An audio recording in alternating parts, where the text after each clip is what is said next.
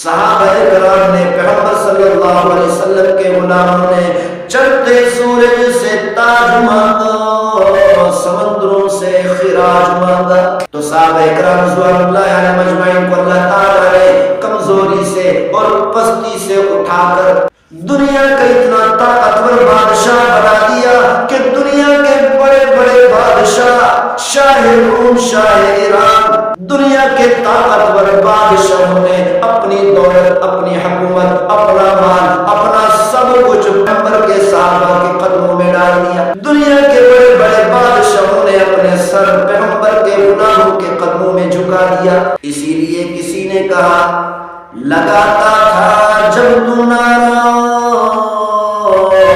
در خیبر توڑ دیتا تھا، لگاتا تھا تو جب نعرہ در خیبر توڑ دیتا تھا، حکم دیتا تھا تو دریا کو تو راستہ چھوڑ دیتا تھا، حکم دیتا تو دریا کو تو راستہ چھوڑ دیتا تھا۔ اللہ تعالیٰ نے فرمایا جیسے صحابہ کرام کو میں نے دنیا کا بادشاہ بنایا، پیغمبر صلی اللہ علیہ وسلم جب عرب کے اندر تشریف لائے، عرب کی یہ حالت تھی، اتنا کمزور تھے کہ دنیا کا کوئی بادشاہ، شاہ ایران اور شاہ روم، دنیا کا کوئی بادشاہ ان عرب پر حکومت بھی نہیں کرنا چاہتا تھا۔ کیوں؟ اس لیے کہ بد تہذیب لوگ ہیں، بد اخلاق لوگ ہیں، آپس میں لڑتے رہتے ہیں، آپس میں جھگڑتے رہتے ہیں، ان کے اندر کوئی تہذیب نہیں، ان کے اندر کوئی اخلاق نہیں، زندگی گزارنے کا کوئی طریقہ نہیں، رہن سہن کا کوئی ڈھنگ نہیں ہے۔ اسی لیے دنیا کا کوئی بادشاہ عرب پر حکومت بھی نہیں کرنا چاہتا تھا، یہ اتنے کمزور لوگ ہیں۔ لیکن جب عرب کے لوگ، یہ کمزور لوگ پیغمبر صلی اللہ علیہ وسلم کے غلام بنے،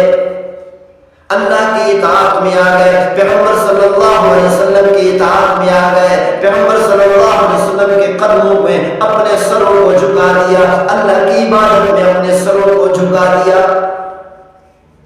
تو پھر اللہ تعالیٰ نے اتنے کمزور لوگوں کی کمزوری کو ختم کر کے دنیا کا بادشاہ بنا دیا۔ دنیا کے بڑے بڑے بادشاہوں کو،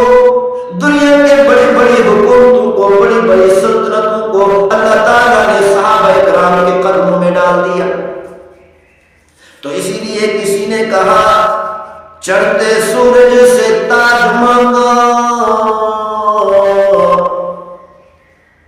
صحابہ کرام نے پیغمبر صلی اللہ علیہ وسلم کے غلاموں نے چڑھتے سورج سے تاج مانگا، سمندروں سے خراج مانگا، تو صحابہ کرام رضوان اللہ علیہ مجمعین کو اللہ تعالیٰ نے کمزوری سے اور پستی سے اٹھا کر دنیا کا اتنا طاقتور بادشاہ بنا دیا کہ دنیا کے بڑے بڑے بادشاہ، شاہ روم، شاہ ایران، دنیا کے طاقتور بادشاہوں نے اپنی دولت، اپنی حکومت، اپنا مال، اپنا سب کچھ پیغمبر کے صحابہ کے قدموں میں ڈال دیا۔ دنیا کے بڑے بڑے بادشاہوں نے اپنے سر پیغمبر کے غلاموں کے قدموں میں جھکا دیا۔ اسی لیے کسی نے کہا لگاتا تھا جب تو نعرہ در خیبر توڑ دیتا تھا، لگاتا تھا تو جب نعرہ در خیبر توڑ دیتا تھا،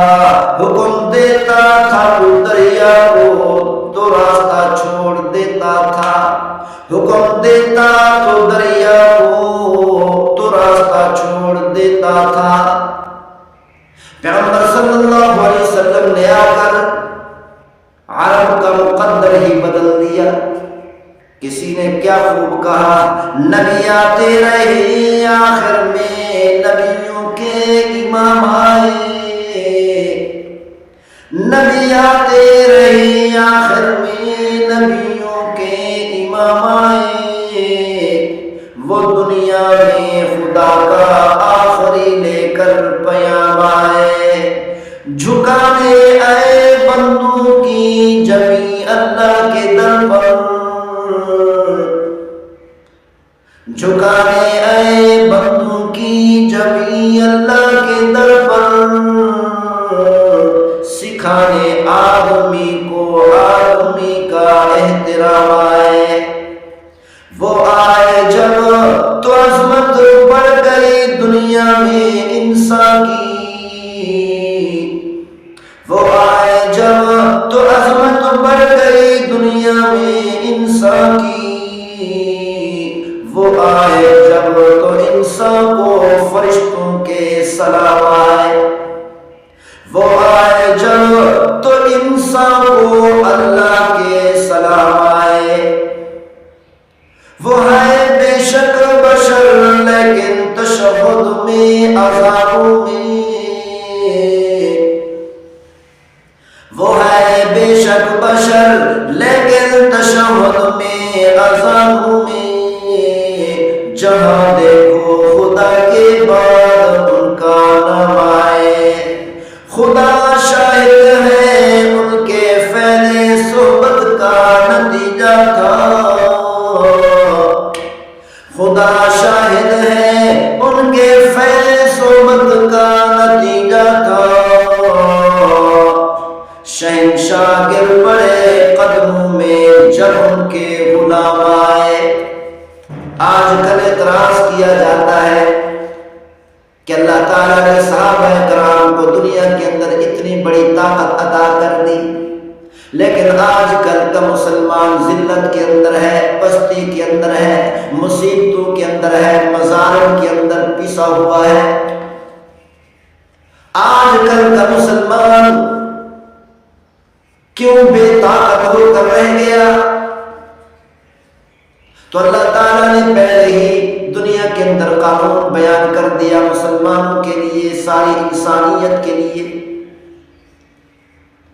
جب انسان ایمانی زندگی گزارے گا، اللہ تعالیٰ کا وعدہ ہے وعد اللہ الذین آمنوا منکم وعملوا الصالحات لیستخلفنہم فی الارض۔ اللہ تعالیٰ نے فرمایا کہ میرا وعدہ ہے میرے بندوں سے، جب میرے بندے ایمان لے کر آئے، نیک اعمال کرنے لگ جائیں، میری عبادت کرنے لگ جائیں، مجھے سجدے کرنے لگ جائیں، پابندی سے نماز پڑھنے لگ جائیں، میرے فرما بردار بن جائیں، تو اللہ تعالیٰ نے فرمایا میرا وعدہ ہے میں مسلمانوں کو دنیا کا بادشاہ بنا دوں گا، ساری دنیا کو، پوری دنیا کے بڑے بڑے کافروں کو، بڑے بڑے بادشاہوں کو مسلمانوں کا غلام بنا دوں گا۔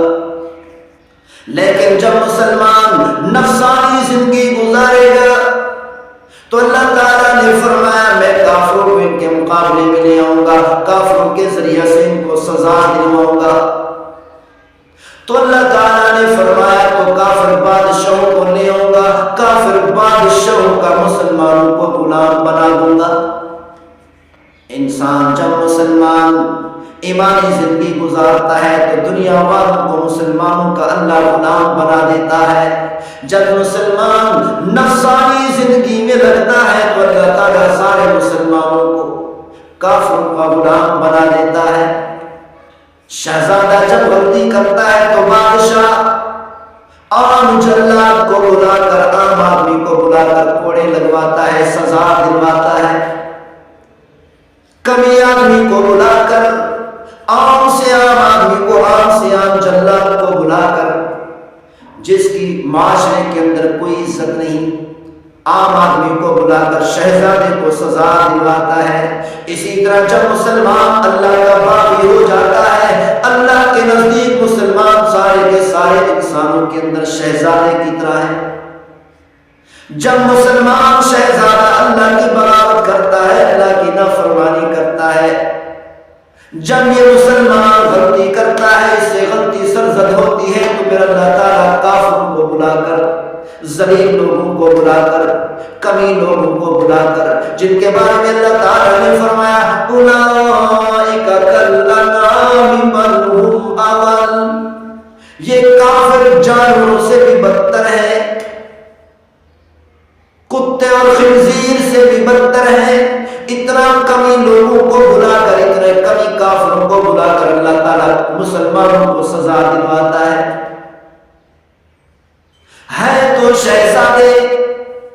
اللہ کے نزدیک یہ مسلمان ایمان والے ہیں تو شہزادے، لیکن سزا دلوانی بھی ضروری ہے، اللہ کے عدل کا تقاضا ہے۔ اور اس کے ساتھ ساتھ ہمیں چاہیے کہ اللہ تعالیٰ سے عدل نہ مانگے بلکہ اللہ کا فضل مانگے۔ ہم تمام مسلمانوں کو چاہیے کہ اللہ کی عبادت کرے، خاص طور پر 15 شعبان المعظم کی رات آ رہی ہے، اس رات میں اللہ کے سامنے سجدے میں گر جائیں، عبادت زیادہ سے زیادہ کرے، زیادہ سے زیادہ ذکر کرے، استغفار کرے، گناہوں سے معافی مانگے اور اللہ تعالیٰ سے مانگے اے ہمارے پروردگار کل قیامت والے دن عدل نہ کرنا، ہمارے بارے میں انصاف نہ کرنا بلکہ ہمارے بارے میں فضل فرمانا۔ اسی لیے کسی نے کہا عدل کریں تا تھر تھر کمل اونچیاں شانہ والے، عدل کریں تا تھر تھر کمل اونچیاں شانہ والے، فضل کرے تا بخشے جامن میٹھے منہ کالے، فضل کرے تا بخشے جامن میٹھے منہ کالے۔ اسی لیے پیغمبر صلی اللہ علیہ وسلم دعا فرمایا کرتے تھے اللہم حاسبنی حسابا یسیرا، اے میرے پروردگار میرے بارے میں کل قیامت والے دن عدل نہ کرنا، انصاف نہ کرنا، اگر عدل پہ آ گیا تو بڑے بڑے اولیاء اللہ، بڑے بڑے عبادت گزار بھی پھنس جائیں گے۔ تو اسی لیے پیغمبر صلی اللہ علیہ وسلم نے کہا اے میرے پروردگار کل قیامت والے دن میرے بارے میں فضل فرمانا، میرا حساب آسان کرنا۔ تو اسی لیے ہر مسلمان کو چاہیے اللہ تعالیٰ سے فضل مانگے، اے میرے پروردگار کل قیامت والے دن میرا حساب آسان کرنا، میرے حساب کرتے وقت میں عدل نہ کرنا، انصاف نہ کرنا بلکہ میرے بارے میں فضل فرمانا،